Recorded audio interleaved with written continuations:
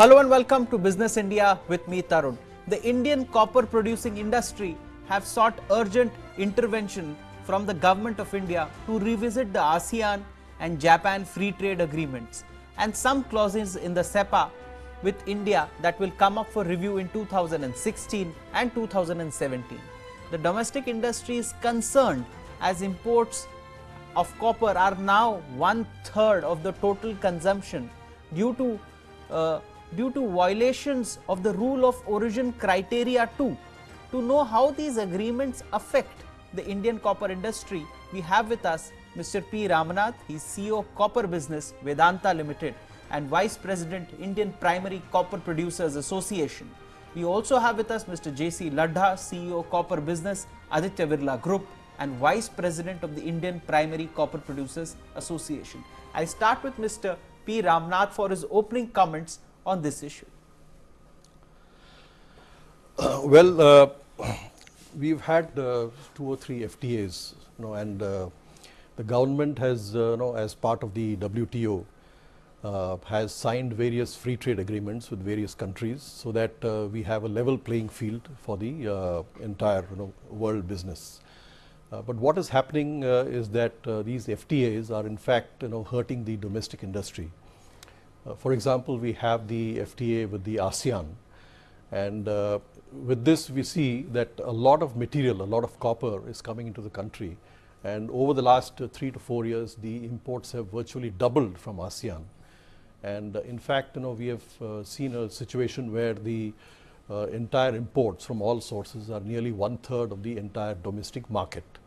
So right now the total imports which is coming into the country is about 1.8 lakh tons per annum, of which ASEAN, imports from ASEAN accounts for a huge percentage. And what is coming in from ASEAN is basically the wires which are less than 6 mm, because what is in the negative list is basically more than 6 mm. So therefore, in order to circumvent this, a lot of people are, instead of bringing in rods and then converting them into wires, they are bringing in the wires directly, the less than 6 mm wires, and keeping their rod plants idle. So this is hurting the domestic industry to a huge extent. Okay. Apart from this, we also have the FTA with Japan, where we have a situation where the 30% value addition clause is missing in the CEPA. So this has been brought to the attention of the people concerned in the ministry, and we are looking forward to certain changes which could come up when this Japan CPA comes up for review in 2017. Okay. I'm going across to Mr. Ladha for his opening comment on this issue. As Mr. Ramnath mentioned, I would not like to repeat. However, I would like to touch the specifics of these 3 FTAs. For example, the ASEAN FTA, the imports in the country have gone up by 120% CAGR as compared to 2010-11 to 2015-16. Similarly, the imports from Japan have gone up by 109% per annum as compared to 2010-11 to 2015-16. Now, these FTAs were entered sometime in 2011-12. They are coming up for review. So this is the right time, and we have, as an association, approached the concerned authorities to look at the specific issues which we have with these FTAs. And in my opinion, they are very open, they are very receptive, and we are sure they are going to address these issues. Okay. With the ASEAN import trend in India, does that worry you? Absolutely, that worries in a big way, because the duty has already come down to 1%, which is lower than the raw material duty. Yes. And Indian industry is getting impacted in a big way because of this. Okay. If I speak on a year-on-year basis, Mr. Ramnath, how have the past 5 years been? Tough would be the word that would you concur if I say it has been tough with imports coming in, or the onslaught of imports as they call? Yes, absolutely. As I said, over the last 2-3 years, I think the imports have virtually doubled, and this is, in fact, the entire growth in the industry is being taken by the imports. So that is something which is very, very worrying for the domestic industry.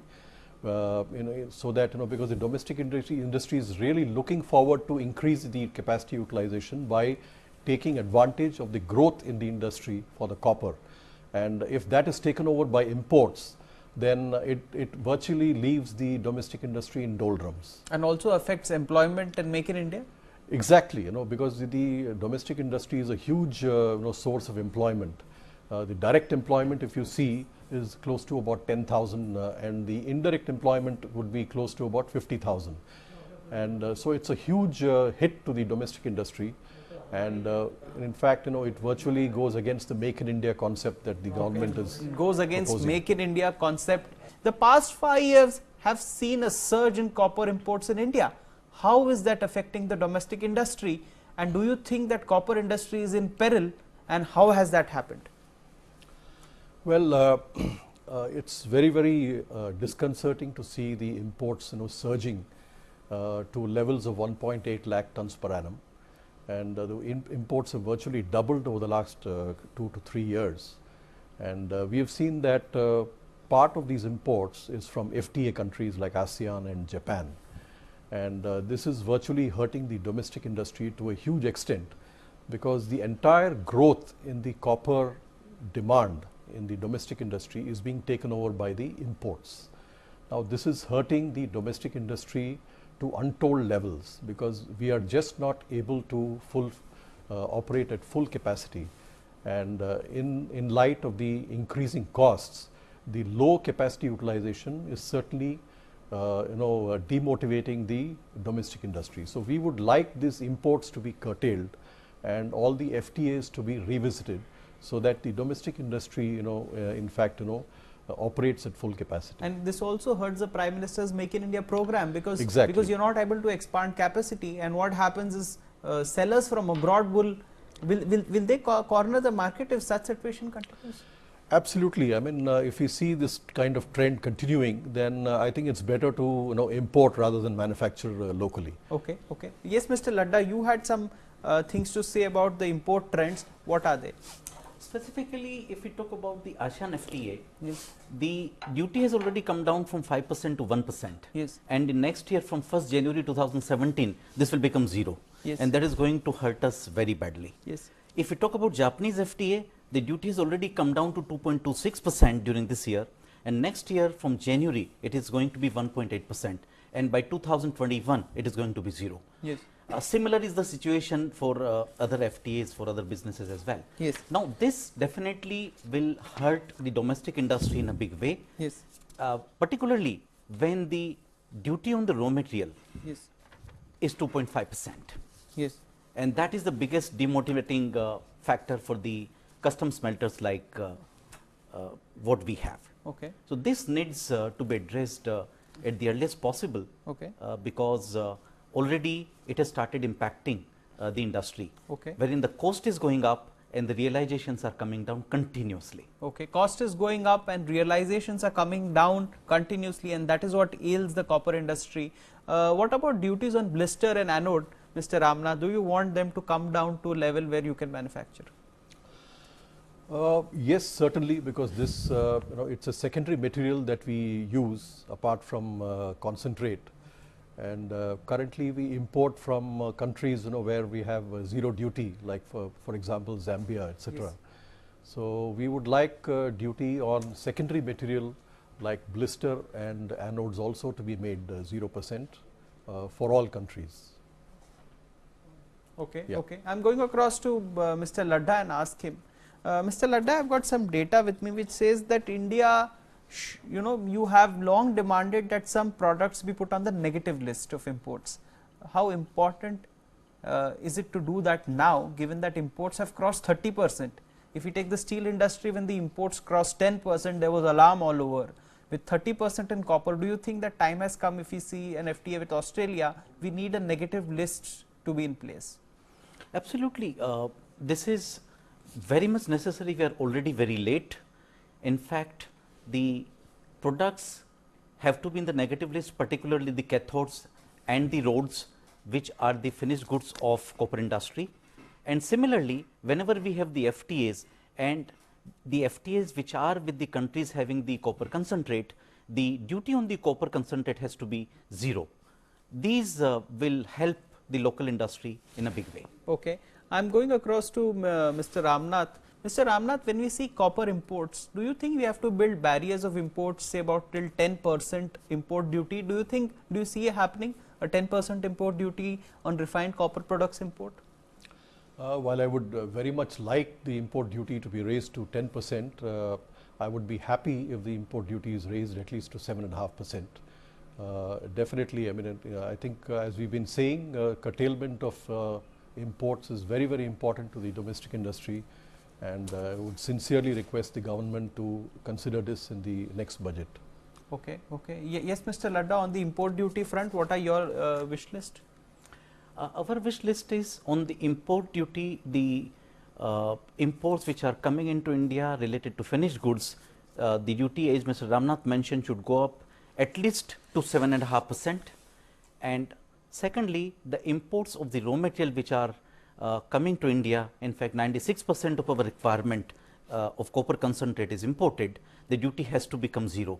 This only will ensure that we further the cause of Make in India, and this industry remains viable and think of further investments. Okay, that's a good point, that import duties have to go up if the domestic industry's interest, the employment and the current capacity utilization has to be maintained, if not increased in the near future. Even for maintenance, you would require a deterrent to the kind of imports, and it has crossed 30%. I am going across to Mr. Ramnath. Sir, if you could tell me, when we see waste and scrap imports, a lot of metal also comes under the guise of these imports. If you could please share with us the details. Scrap imports is a huge part of the overall imports of copper into the country, and this is also very, very disconcerting, because we find that this scrap is used to make black copper rods, which is basically copper which is not put through the correct process, because the entire copper has to be put through the proper process so that all the impurities in the scrap is removed. Yes. Which happens if it is put through the normal smelting process. Yes.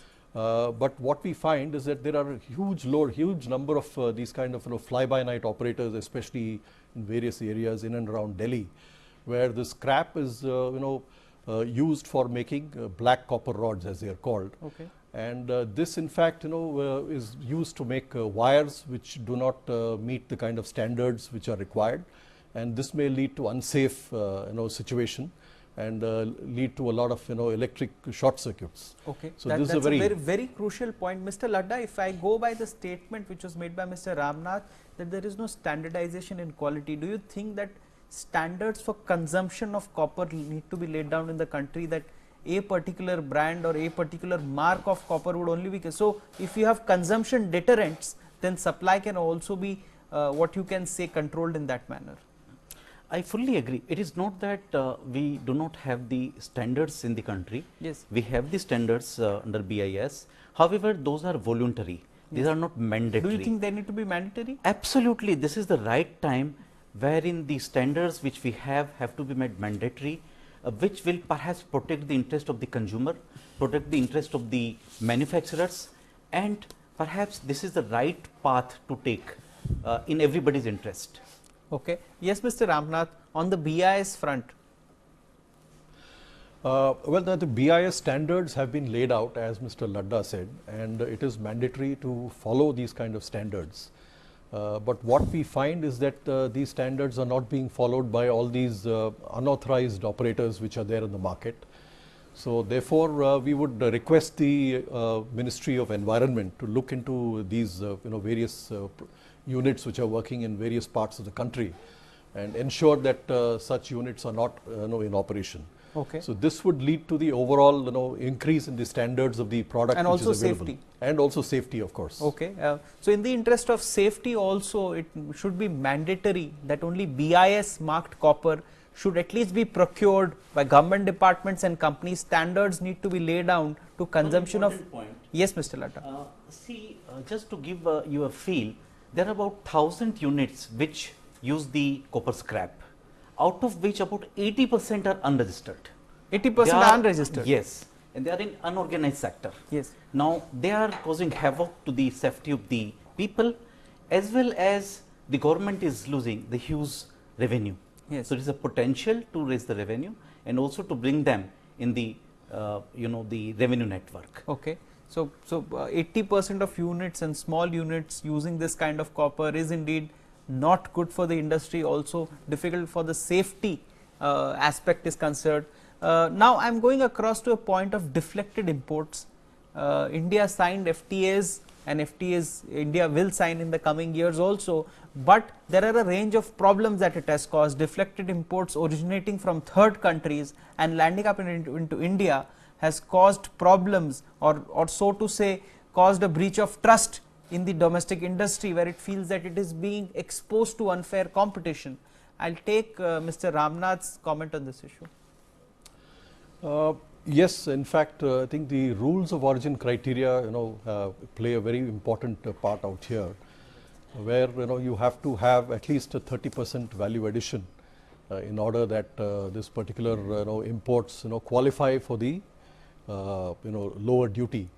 But in the past, it has happened that certain imports from certain countries like Sri Lanka, where these rules of origin criteria were not followed, and therefore this has resulted in hardly any value addition being there in the product, and these products have found their place into India.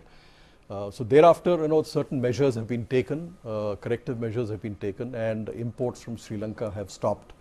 So I would say that rules of origin criteria has to be strengthened even further, so that we don't have these kind of value addition norms being exploited. So definitely I think it's a very, very important factor to look into. Does that worry you, Mr. Ladda, the rules of origin criteria and the violation, or the gross violation that we see? I fully endorse what Mr. Ramnath said.